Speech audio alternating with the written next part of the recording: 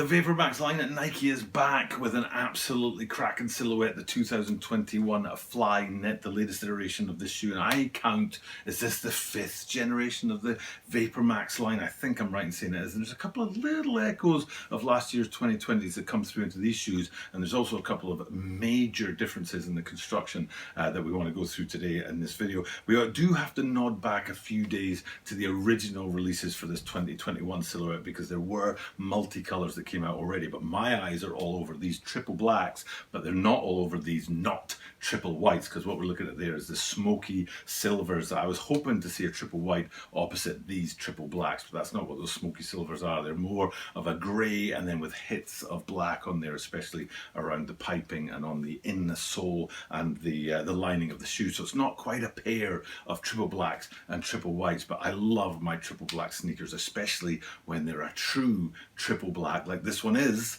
until it isn't, as the title of this video suggests. It's the Until It Isn't Vapormax 2021 Flyknit, because there's stuff on this shoe that's just like, yes, that's totally what that is, completely 100%, and then you get closer to it and it isn't what it is, and you're kind of like, oh, okay, it is what it is until it isn't. And I will explain all of that as we get into this shoe today and have a look at the upcoming release of the Nike Vapormax Flyknit 2021 Triple Black.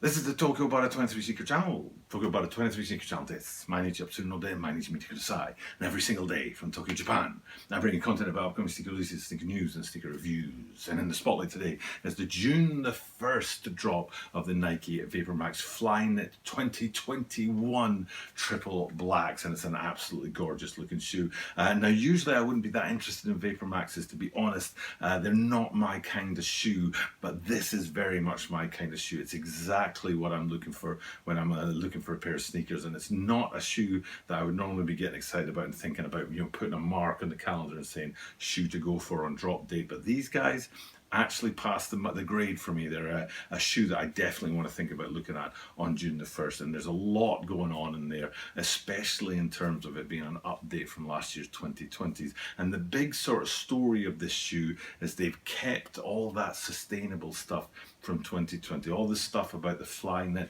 having the move to zero upcycled fibers in there, and then the outsole and the midsole doing what they can, which is difficult in Vapormaxes, but doing what they can with the crater foam and getting the recycled elements in there. So they've kept all of that sustainability, but what they've also done is they're able to bring in a little bit of a push forward in technology to make these a slightly better shoe technically. So you're managing to do the two things that you would want to do with a shoe, is to keep the stuff that most people are interested in and improve the stuff that's a little bit weak, so you have the complete shoe, which is what I'm looking at right now, because I think these guys are an absolutely fire iteration of the Vapormax line. And the Vapormax line has been hot for a long time. Some of the greatest collaborations out there, like Supremes and Off-Whites in particular, I think are very, very hot in the Vapormax line. And these guys, you know, even though they're just a triple black and there's not an extra story on there, there's not a brand or a collaboration or anything like that to boost it up, I think they're still going to be a hot one.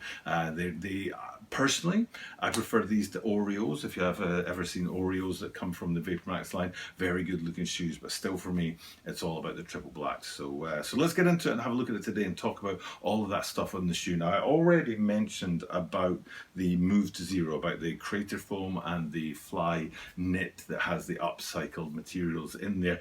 So I might as well start with that point on the shoe. And what I'm talking about is the insoles. And if we have a good look into the insoles, you can see it's one of the few places that has light coloring on the shoe. But the main point is that Nike wheel, the swoosh wheel, I think of 8 swooshes, which is supposed to represent the move to zero initiative at Nike, which is all about trying to get you know, shoes with zero impact on the environment. A laudable you know, initiative. I tend to think about Adidas and how they already have a 100% recyclable shoe in their lineup in the Future Craft line. So I'm kind of, you know, thinking that this is the move. You're seeing it in the two major players in the sneaker game, and if that's where they're going, you can bet that just about everybody else is going to be following suit pretty soon. So so that move to zero represented on the insole there, and we'll get into actually what that looks like in the other parts of the shoe as we go through this video. But before we do that, what I want to do is just to go not too far from that down into the lacing systems, and let's take a look at that new lacing system.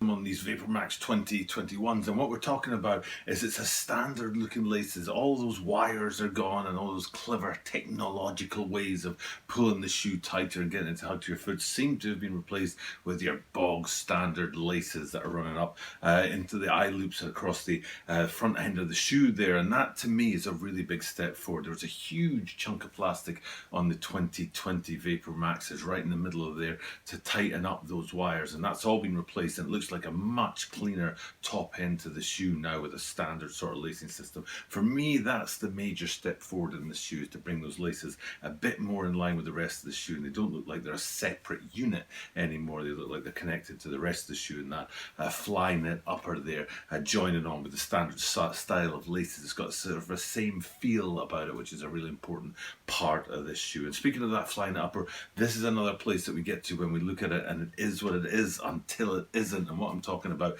is that triple black, and it pretty much looks like a triple black sneaker. Very matte, very deep, dark colors going on in there. Doesn't look like there's much color popping out or light coming out of these guys. But then when you zoom in closer, hopefully it's working out for us on the green screen here, you can see the details and the coloring that come from that recycled material that's added into the Flyknit on these guys, and that's why they have those little hits of color in there. And when you're far away from the shoe and looking at it as a whole thing, that triple black effect, very much there. It is a triple black sneaker until it isn't. When you zoom in and you see there's a lot more going on in that upper material, in that Flyknit material, especially around about the toe box of the shoe. You get to see that kind of feel for that. And another place where you've got a similar sort of effect going on is the rubbers that wrap around the toe and wrap around the heel on these guys, and especially the heel cup is a good place to look, because both of these places on the 2020s had a marbled effect going on as they tried to get that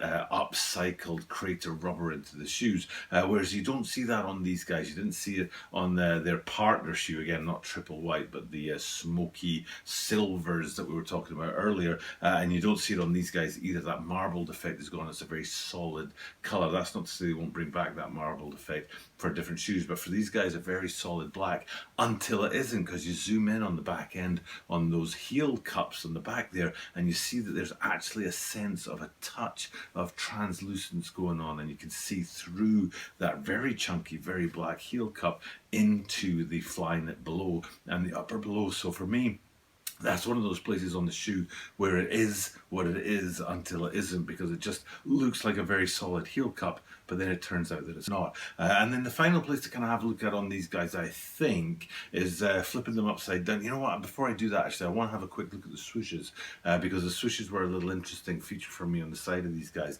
and it wasn't so much to do with anything special other than the matte finish that they have on them, which fits in with the story of the shoe. But the particular point on there was actually the threading and the embroidery that goes, the stitching that goes around the outside edge of that swoosh, which adds a little bit of gloss to it because of the stitching. The cotton stitching always comes off with a little bit of a shiny glossy feel to it, and then wrapping around that matte finish to the black swoosh on the side there, it does give a little bit of definition to an otherwise very deep and very light absorbing shoe, these triple black Vapormax 2021s. And then the last thing to do, like I wanted to say just moments ago, was get to the outsole, because for me, I'm not seeing a major shift in the outsole from the 2020s to these 2021s. I had a very close look at them and just, trying to work out the patterning and the positioning of the rubbers, especially because you've got a very kind of interesting duality going on with those all rubber air units for the softness and the cushioning, but then you have to have some kind of durability on the actual outsole. But because of their Vapormax, their outsole is a very unique story. But like I say, the construction of it doesn't seem to be be at all changed from the 2020s. I was looking very carefully, expecting some kind of development or some kind of change in the way the outsole is designed, but I don't see it on these guys. I might be missing something, but I don't think I am. I think the 2020s and the 21s are sharing the technology when it comes to what the outsoles look like. But a feature of that, and it's hard to see on Vapormaxes, is that crater rubber in there, which is supposed to be the idea that they're upcycling rubber from old shoes or offcuts and stuff like that and putting it back into shoes to reduce that imprint, that impact on the environment. It's a very difficult thing to do with Vapormaxes because of the construction of the midsole and the outsole, but there are a couple of hits around the edges where you can see that happening. And again, it's sort of very black down here on the bottom of the shoe, so it's hard to see those extra elements of the recycled or upcycled rubber in there, but they're definitely there, adding a sort of element, like I said at the very beginning of this video, an element of those sustainable sort of methods and resources that are being built into the Move to Zero initiative at Nike. And this Vapormax Flyknit 2021 is a great example of that. And on top of that, it's just a great looking shoe. Triple blacks for me are always a great looking shoe, and this one is right there with what I want a triple black to do. So for me, it's actually very, very tempting to make these my first Vapormax, because they're a great looking shoe, and I think they could very well be the shoe of these early 2021s, including those multicolours that have already dropped, that the people are kind of hanging on to, saying that's the definitive first batch of 2021 Vapormaxes.